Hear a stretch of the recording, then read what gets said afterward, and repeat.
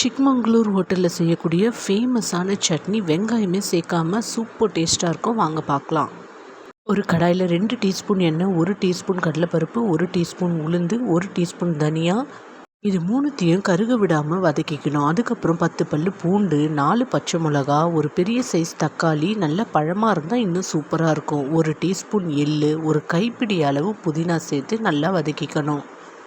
இதெல்லாம் நல்லா வதங்கினதுக்கப்புறம் கேஸ் ஆஃப் பண்ணிட்டு ஒரு கைப்பிடி அளவு தேங்காய், சின்ன நெல்லிக்காய் சைஸு புளி சேர்த்து ஆறுனதுக்கப்புறம் மிக்ஸி ஜாரில் போட்டு தேவையான அளவு தண்ணி ஊற்றி பொறன்னு அரைச்சி எடுத்துக்கணும். ரொம்ப நைஸாக அரைக்கக்கூடாது. இந்த பதத்துக்கு இருந்தால் சூப்பராக இருக்கும் சாப்பிட.